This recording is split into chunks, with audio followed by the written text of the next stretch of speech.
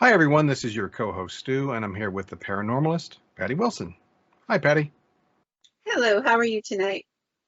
Doing fairly well. Can't complain. I have my mug and forward supply point of Canada's favorite coffee shop coffee, which I won't mention by name because they're not a sponsor, but you can guess.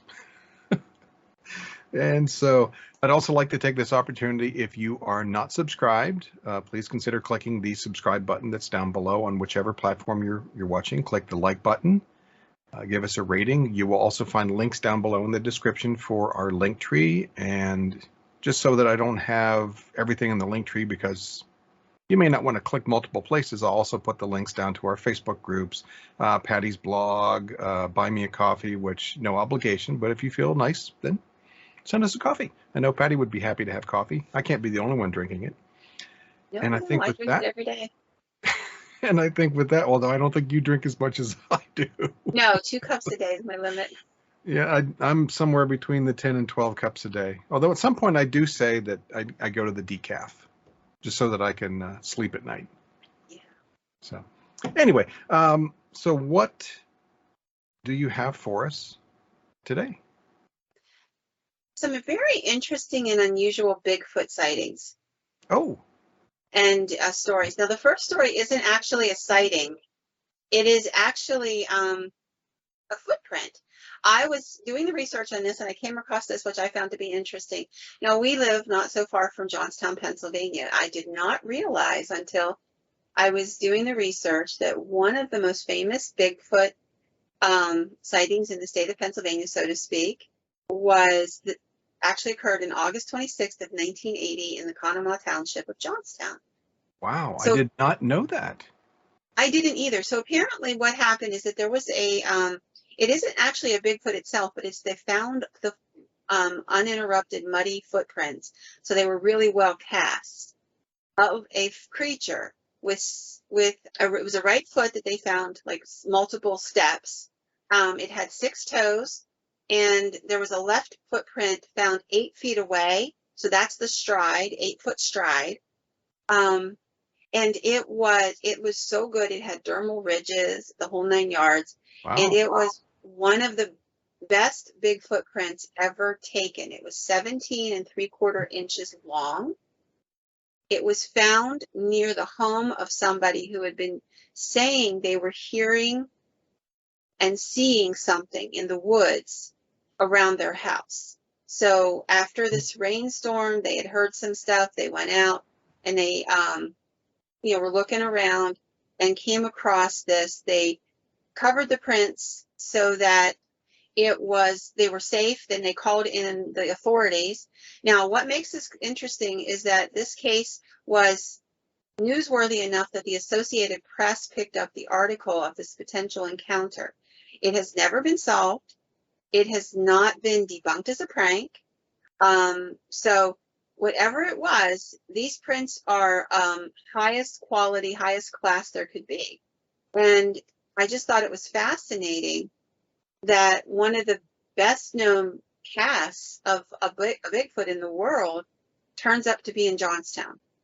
I would have expected the Northwest, maybe right. something like that, but I didn't know it was that close to home. For us, it's like, 40 miles, if that? Mm-hmm. Oh, yeah. Yeah, I can. Well, I mean, Johnstown kind of sprawled, Conemaugh Township, so yeah, that's not far at all. I wouldn't want to walk it, but I get. No, it's all mountain. Exactly. And from where you're at, it's all uphill. Both ways. Yeah. So anyway, but I thought I'd share that. And then I wanted to kind of move. Before you go to the next one, I'm sorry. Were there any UFO sightings nearby at the same time? I didn't find anything that correlated with it, but I did find that there were other people in the same area, general area, who were also reporting sounds and sightings and stuff like that.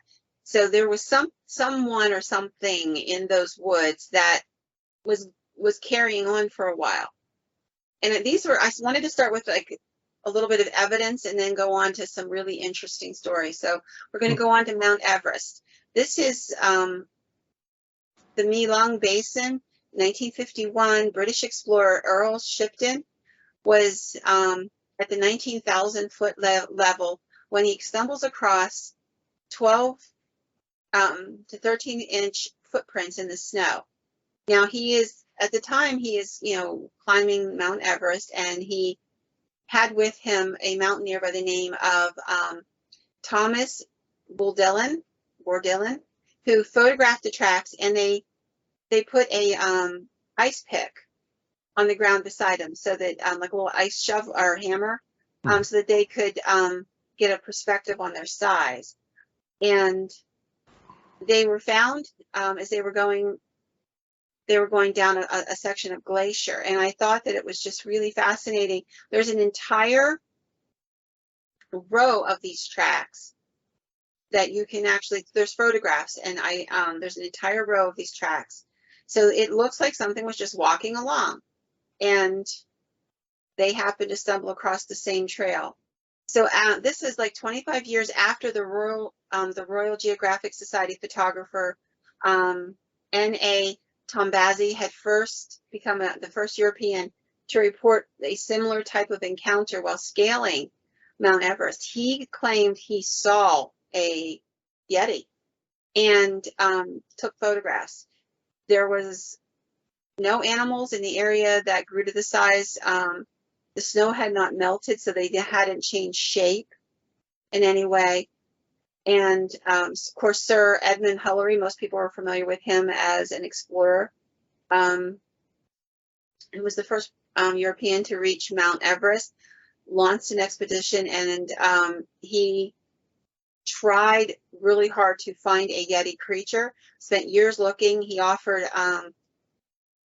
his images of the Yeti-like footprint and the creature went on auction at Christie's auction house in 2014, and they sold for $10,000. So that's kind of interesting. I mean, there was a series of very well-renowned, famous explorers who actually came across these kind of footprints. And then, so, we're not talking people who are not trained observers. We're not talking people who are not familiar with the landscape that they're traversing. Some of these people made multiple attempts at climbing Mount Everest. They knew the terrain. They knew what kind of animals were on those mountains. They knew as much about it as they humanly could, because literally that could be the difference between life and death. So these were trained observers and trained to their environment. Mm-hmm. Oh, you'd think that the Sherpas would have a lot of stories. I'm sure there, and I've actually listened and read stories from Sherpas that were leading expeditions like that. So it was really interesting. So the next story I wanted to talk about is from Walla Walla. It comes from the Walla Walla Union Bulletin. A gentleman by the name of Paul Freeman presented the story about in 1982. He was an experienced former U.S. Forestry Service patrolman, and he had also become kind of a cryptozoologist, like looking into unfound species and what have you. And this is whenever he has the experience that changes his life. So Freeman obviously knew his way around Washington State, having worked as in the Forest Service there for many years. He was a seasoned woodsman. He knew all of it, and he came across the footprint in the Blue Mountains near Walla Walla. Excuse me. There, he had no camera, but he took plaster casts of the prints instead, and they are now in Washington State University, where Grover Krantz has declared them to be the real thing. They are definitely cryptid of unknown origin, and it's a fascinating story. If you ever get to examine them, they're online. In 1994, in the same area, Freeman was walking around when he encountered the thing that would completely convince him forever that there is such a thing as a Bigfoot. So this is his story, guys. So 10 years after he takes the pictures of these or the casts of these prints, he's walking around in the woods out in the Walla Walla area, and he comes upon in the distance two Bigfoots he thinks are female, attending to their young. This time he has a camera. So the quality is kind of grainy. He took photographs. And for some reason, until I read this article. I had no clue. I mean, everybody knows about the Patterson-Gimlin footage, and they always say that's the best footage there is. And today, it is probably still the best footage.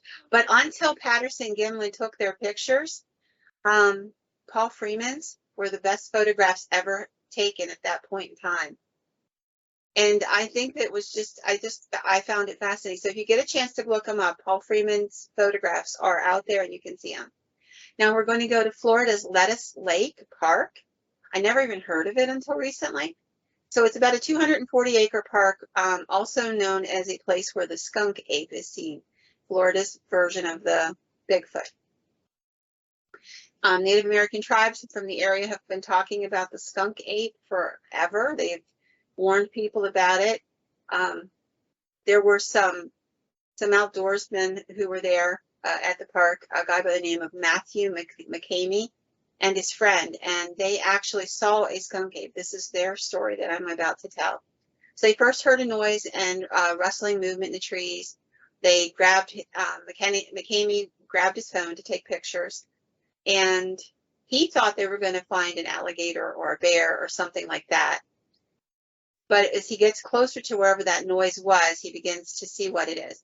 And this is a quote. "In that moment, I was looking at it and getting a little freaked out, especially once it started really moving. You could tell he was slapping the water, and it looked like he was maybe grabbing at something. At the time, I was just thinking, holy, oops, uh-oh, what the H is this?" And he was watching this thing smacking the water, probably, if I were guessing, grabbing for a fish or something, you know? And he said that whatever you want to call it, a skunk ape or a Bigfoot, this is what we saw. We got a good chance to look at it. It's not a bear, I know that. It wasn't a human. It's like a once-in-a-lifetime experience. We were there. The likelihood of it ever happening again is almost nothing. And they were so amazed, him and his friend, but they were also kind of traumatized by it because this was something that was beyond their purview. So they decided that they would not go back, and they decided not to talk about it. But McCamey decides later on that he was mad at himself for stopping the filming to run, because this is like, one of those stay put and you got a once-in-a-lifetime piece of video, but he broke and ran when his friend ran, which of course drew the attention of the creature. And I have to tell you, I would have been ahead of them even though I'm an old chick. Just saying. Yeah. So he takes the footage that he did get, and he takes it to a former police officer in Oregon, a guy he knew named Phil Poling. And Poling looked at the footage, and he said, whatever it was, this guy actually spent a lot of years looking as a cryptozoologist as a second career in his life. He said, I came away from this with a distinct impression. I have no idea what this is. It could be a guy in a costume. It could be the real thing. I don't know. And he sent it. He sent the evidence to other places and other people, and they can affirm that the video footage was not altered in any sort, was not a fake in that respect. It wasn't like computer altered or anything of that nature. Whatever it was definitely there. And the guy has not been afraid. McKinney has not been afraid to share the footage. So it's out there. And he's completely convinced of the veracity of what he saw and what he recorded. A lot of times they'll pull it whenever people start saying, well, it's a fake, or it's this, or it's a that, and they'll start to pull the footage. He's like, go right ahead. You can examine it all you want. Yeah, you should check it out. So we're going to go to North Carolina, where the heading for this I thought was really interesting. It says, North Carolina Bigfoot sighting has made a believer out of a skeptic. So let's go into this story. So in North Carolina, and there's the Uwharrie National Forest. There's been a ton of Bigfoot sightings there for years and years and years. There's an area in that area called the El Dorado Outpost. And this is an area where there's been a lot of sightings. So a fraud investigator and former military commander, Michael Green, was in the area. And this would have been like 2005-ish. He's out there looking around, camping, having a good time. He's all by himself at night. I have to tell you, if there's one piece of information to give everybody out there, don't go out camping by yourself because you're going to get kidnapped by a UFO, have a Bigfoot encounter. I mean, like, have you ever noticed that it's always the dude who's out there by himself? Oh, yeah. How many of your stories have just absolutely ruined the outdoors for me? Well, you can go with Just kidding. somebody else. Yeah, I'm just kidding, everybody. But I've made light of that situation. Like all the different places that are now off limits. But So, well, anyhow, Green is out there. He's camping, and he hears rustling in the leaves. So he gets curious, and he starts looking, and then he sees that whatever it is rustling through the leaves is coming in his direction. And this is what he said. 2 seconds later, it was right over my tent, and it wasn't nearly as loud as I thought it was. It scared the devil out of me, though. And as you can imagine, as it gave out a bellow. 2 nights later, he heard the same thing again. And this time, he had friends who had come and met him in the interim and had joined him to camp. So maybe my theory isn't going to hold water, but so his friends are still out there with him, and they catch a glimpse of a bipedal, ape-like animal moving in the distance away from their camp as though it had been there kind of looking around, and when they caught sight of it, it seemed to recognize that it had been found out and started going away. And now Green, being a former military officer, begins calculating its size based upon its surroundings. So he's marking what branch it's near, its head came under as it's going under the trees, things like that. And he has footage of the sighting. One of the guys pulled his phone up and began to shoot. He said he guessed that the measurements compared with the trees was about 7.5 to 8 foot tall. Its stride was exactly like you would have seen the Patterson-Gimlin footage, where it's moving with the arms swaying and swinging side to side. He said his biggest mistake of my life was that I personally did not start recording. I was too mesmerized by what I saw. And that was actually something Patterson and Gimlin talked about. Like, it took them a few seconds to get everything set up. They didn't mean to. The only reason they stopped in that spot when that thing came out of the woods there in front of them was because the mule threw the rider off, and he grabbed the camera and stuff and began to film. So, you hear that a lot. And so determined to capture this creature again, Green returns to the same woods a week later. Now this time he's got a camper, and he's got a range of cameras from night vision to thermal, everything that you could possibly imagine. And he keeps going out there over and over again. This is what I love, is when somebody is this dedicated. So it's 2009 till he gets his picture. So we're talking 2005 to 2009. This time, he gets a picture of this creature, or one like it, stealing from one of his traps. He's got baited traps out there with food, hoping that one of these animals will come out of the woods to grab the food. Apparently, it liked candy bars because it stole a candy bar. The weirdest thing is that went through my head before you even said it. Really? I was thinking of Snickers. Yeah. And he doesn't tell me what candy bar, but he wired the area with candy bars, and then put thermals and what have you. So one of his thermal imaging cameras caught it stealing a candy bar. And he said, I know what I saw. I don't care if anyone thinks I'm crazy, but by God, I'm going to prove this one way or the other. And I hope I can prove this before I die. And so he has spent a lot of time out there. And it's interesting because he is completely convinced. He says that, the arguments that he hears so often is things like, well, if they were really out there would be skeletons found. And he said, how many mountain lion skeletons do you find? How many deer that are killed naturally, not necessarily at the end of hunting season or something? He's like, nature takes care of this very quickly. I'm telling you, these things exist. So I thought it was really an interesting story. If you can imagine, that's tenacity to go back out there over and over again for 4 years till you get it.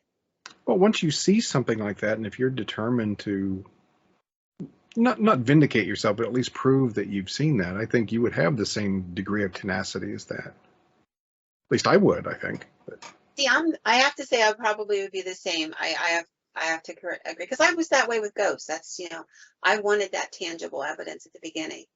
And I went out over and over and over and over again. Okay, so moving on to our next story. So this next story is going to be from Oregon. By the way, Oregon has the second most amount of Bigfoot sightings in the entire United States. yeah, I spent a little bit of time in the high desert of Oregon. When I was in the Air Force, I was based out of Beale Air Force Base, it's just north of Sacramento. And one of my duties, occasional duties, was to drive up into Oregon around Bend and Crater Lake, that area. And there were some inspections I had to perform. I don't want to be any more explicit than that, but yeah, I went through areas where I know that it's wide open. So that doesn't surprise me a lot. That there was, of course, I always kept my eyes open looking for anything, but the most I ever found was cattle crossing the road most of the time. And imagine driving down a road at 6 a.m. and having to stop coming up over a crest of a hill to allow the cattle to cross the road. But, yeah. Sorry for that distraction, but that's distraction. Knowing just how remote, the the eastern part of Oregon is. I could certainly understand that. Yeah, I was surprised to find that it was the second most in the entire country. So we're going to go back and visit probably one of the best stories of Bigfoot ever. And this is the Mount St. Helens story in Washington State, come right around the border of Oregon, if you're wondering why I mentioned Oregon. So this is 1924, and prospectors Fred Beck, John Peterson, Gabe Lefevre, and Marion Smith and Smith's son Roy were all in the area working at a place called Spirit Lake.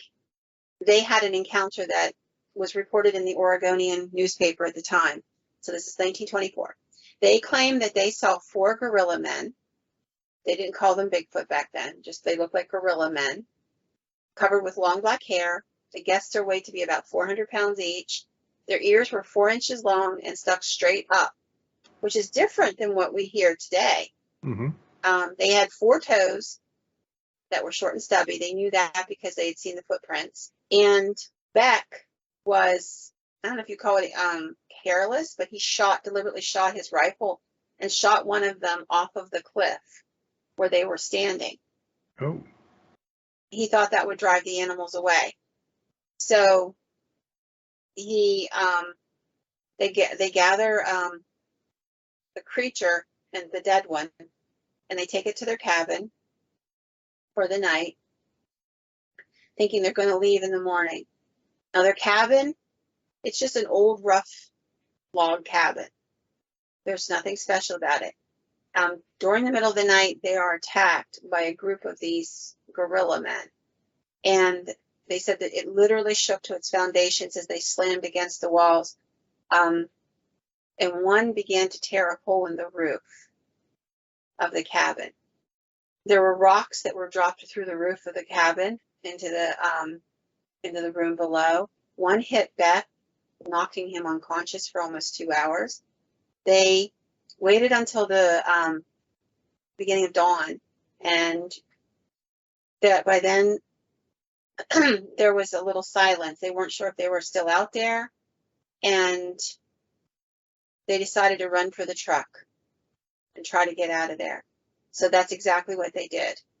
They escaped, and they decided on the way down out of the mountain they were not going to tell anyone ever what was going on. However, by word of mouth, how people are, they tell stories. The story very quickly got out about this violent encounter, and the U.S. Forest Service launched an inquest into the story. They couldn't find anything except for the ruins of the cabin, because the cabin was in pretty bad shape. You could definitely see that it had been under siege of some sort. There was the body that they had drug off to the cabin was gone. and the only thing that they could find were 14-inch footprints in the dirt around the cabin and going off into the woods. Later on, the reporter would learn that the Native American people called it Ape Canyon, and it had been well known to be an area frequented by whatever you want to call them, Bigfoots, ape men, whatever. And I thought that was really interesting. And it is one of them, like I've listened to them talk. A couple of them were interviewed before they passed away. And they talk about, how terrifying that night was, because you didn't know if they were going to get through at any minute. If they ripped a hole large enough to drop huge rocks down, they could very well have ripped it a little larger and dropped in on them themselves. And with them being so big and muscular, they could have killed them. Now, why they didn't choose to do that, I don't know, the Bigfoot, but they definitely took their dead, and which I think actually is a really interesting thing, because when you realize that might very well be the reason why we don't find anything of them. They take their dead. I was going to say that was maybe a sense of higher intelligence, but then, animals like, even ants will collect their dead and retrieve them. No, ants do have a collective intelligence amongst them, but to me that indicates some type of sentience where you're going to retrieve that. Now, what they did with them after that, that's a mystery. Are there burials? That would be really fascinating to come across a Bigfoot burial ceremony. Yeah, I've never heard of any, but they definitely do seem to live. I've got about maybe 3 or 4 stories where somebody came across a carcass or said they killed a Bigfoot. And in every instance, it seems like they go to extraordinary lengths to gather their dead. So it does seem, and it's common all the way through from Alaska, all the way through the continental United States. You hear these stories consistently. So our next one is actually going to take place in 2019 in a place called Mayflower Gulch in Summit County, Colorado. So it's the summertime, and a Pulitzer Prize-winning newspaper, the Gazette, reports the story. So I'll give credit to where credit's due. There were a couple hikers, actually 3 altogether, and they were out hiking, and one of them disappeared, just gone.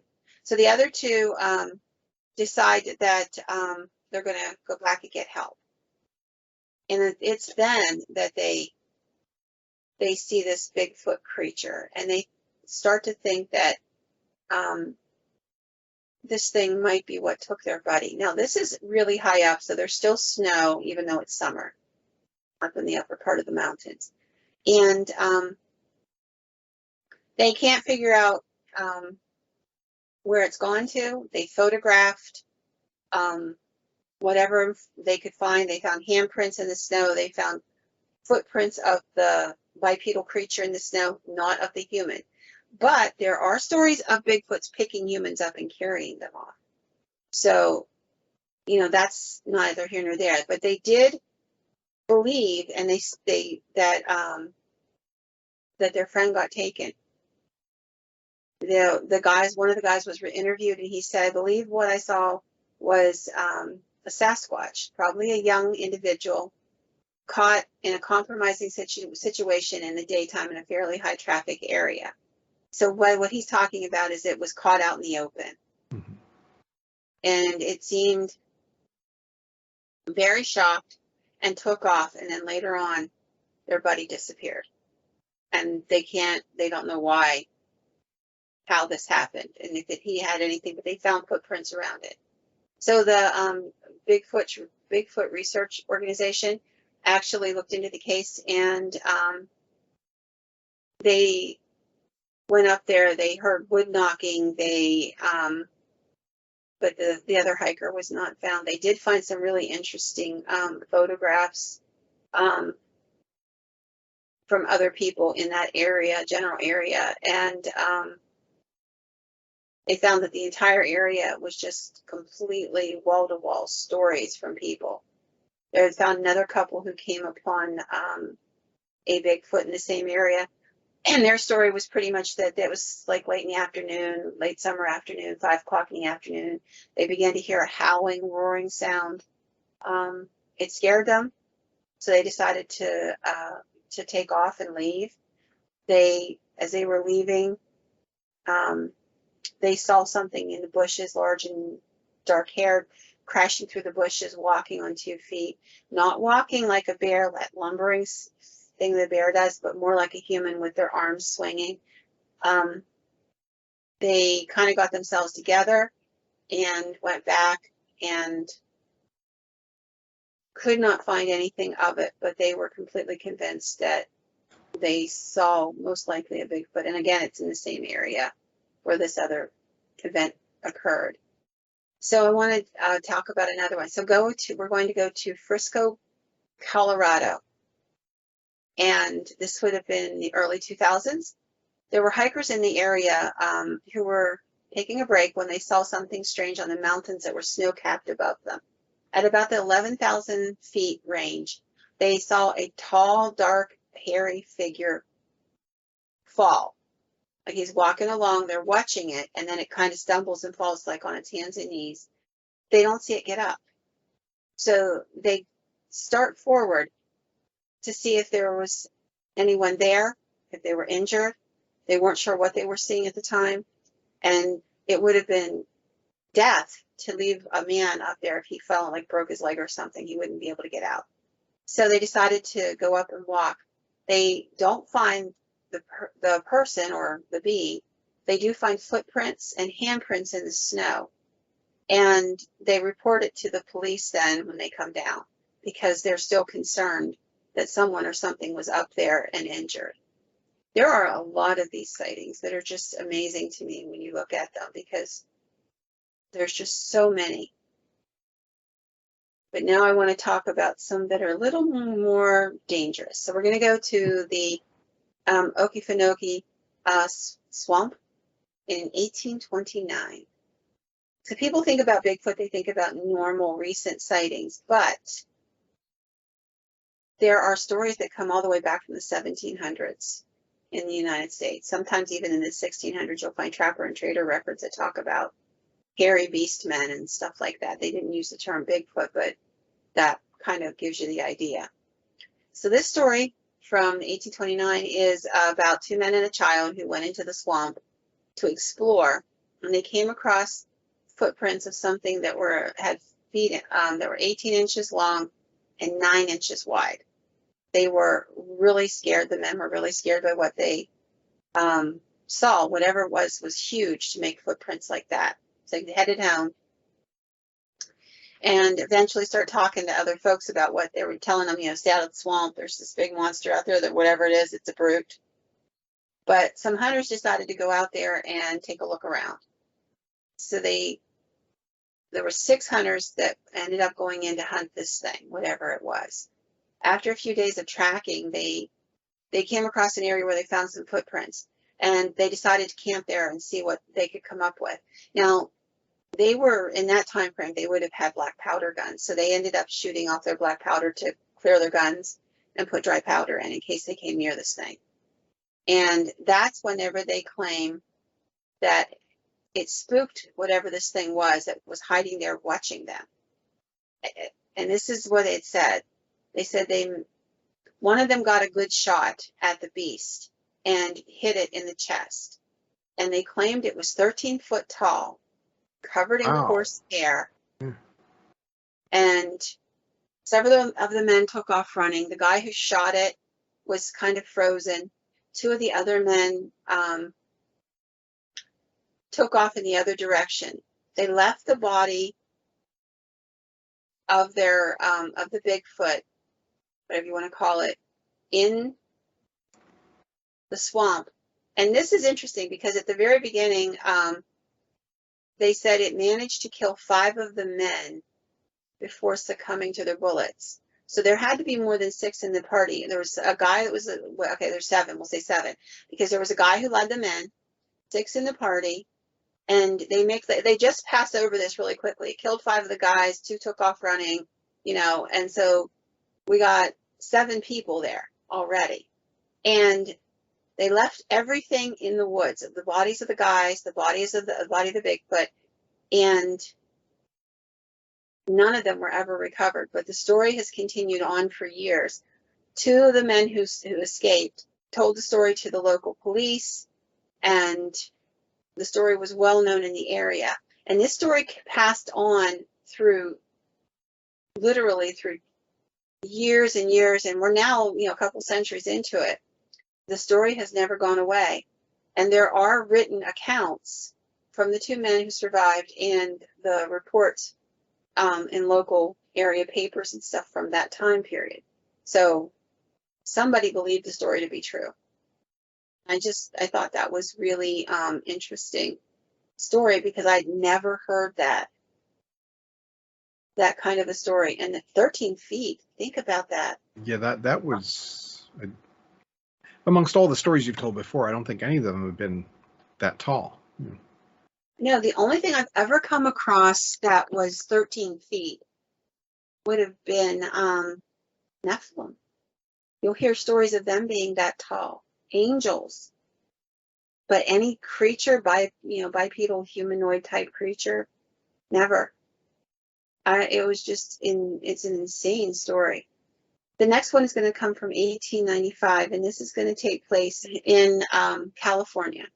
So this is a story that was told in 1895 about a wild man that attacked some lumberjacks in northern California. So that's a mountainous region up there.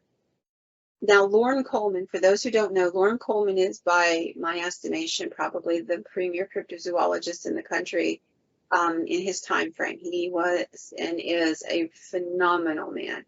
And I can offer you nothing but mad respect for Loren Coleman. I've known him for years, and he's a really interesting and cautious investigator. So Loren dug up an article that showed up in the San Francisco newspaper, The Call, and it talks about the wild men attacking lumber camps, not just a lumber camp, but lumber camps in that region over the past 2 months. Men keep disappearing from the camps, and their bodies are found mangled by what appears to be an animal. One lumberjack stated that while working, he was attacked by a wild man and was only able to fend him off because he had an axe with him. The beast is described as being as stealthy as an animal with long, shaggy beard and skin coat. The lumberjacks believe he was a hunter who was lost in the wood for weeks and has gone insane. But others described him as being covered in shaggy fur. It's an interesting story. Don't know if it's true or if it's not true, but it's definitely an interesting story. We're going to talk about 1950, disappearance of Jim Carter.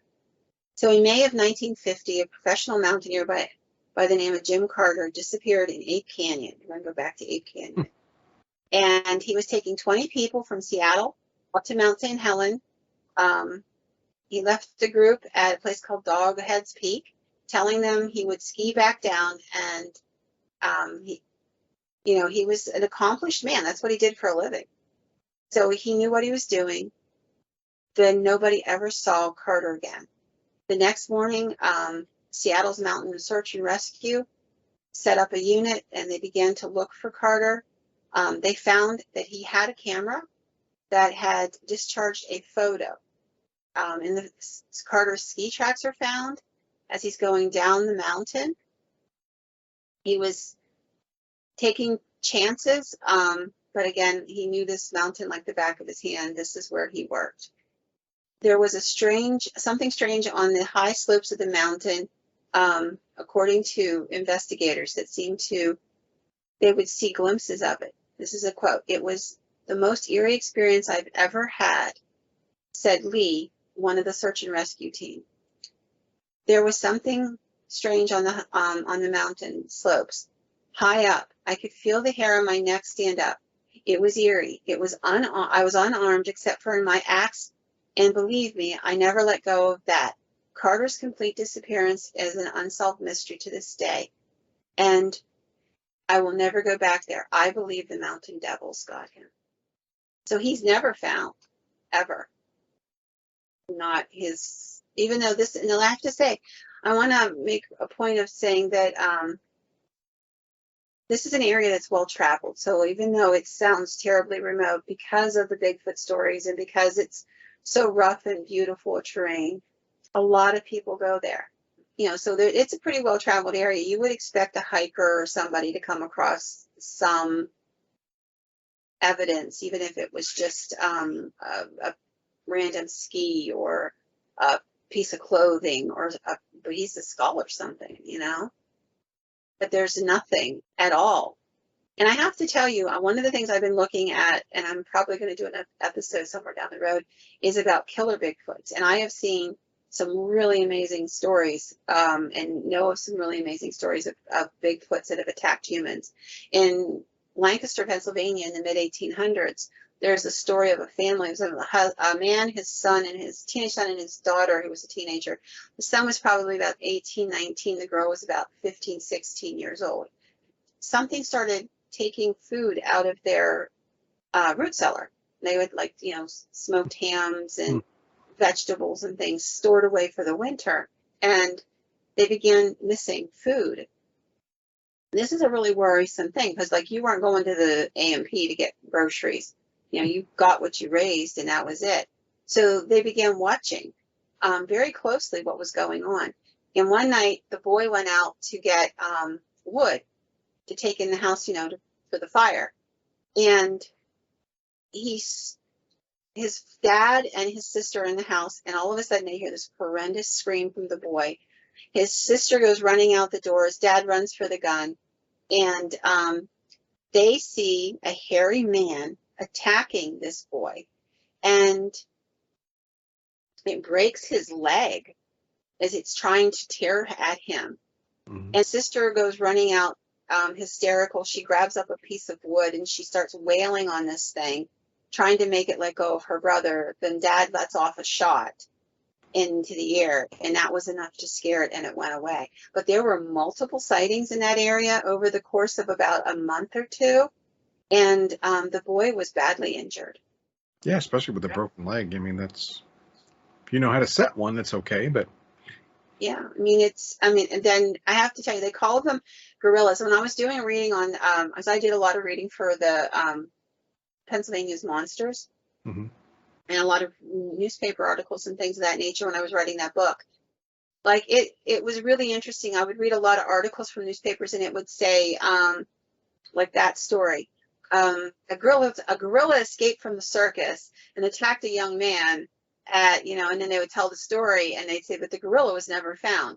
And then you would read later, and there was no gorillas reported missing. And I'm like, well, then how did we get a gorilla? But they didn't want to say what it was. I don't even think they even have a name for it, to be honest. I was going to say, you know, how do you describe something you don't have a word for? Yeah. So, you know, they would talk about shaggy men, hairy men, things like that.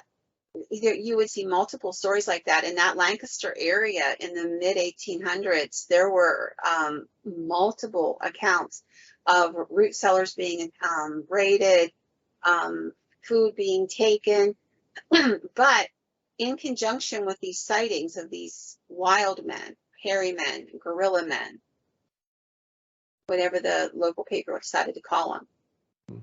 So it was really interesting. And like, one of these days I might just, you know, like, do some of those kinds of stories, because there's a lot of them. The first one I ever came across, one of the first sightings I've ever personally seen, was written up in a newspaper from the mid-1700s, and it was about some berry pickers who went outside of Philadelphia and were picking berries, and they called it the whistling Bigfoot, or the whistling monster. That was a whistling Bigfoot in the story. Basically what was going on is there was a young man picking berries, and he came across this juvenile Bigfoot, and it was whistling. I mean, I don't know what, it was like a strange whistling sound it was making, and that's what drew his attention to it. And then he got attacked by it and yelled for help. When people came crashing over to help him, it took off. But he estimated it was, he thought it was a juvenile, about 6 foot tall. and it was out there eating berries in that berry briars and making this weird whistling sound whenever he encountered it. So if you like Bigfoot stories and you have any of your own accounts, I hope folks will come and tell us some of their stories. We've gotten some really cool ghost stories and what have you through the last couple of years, but we haven't gotten anybody to tell us they've seen a Bigfoot, a UFO, anything like that. But please share them. And with that, I am done for this evening with this story.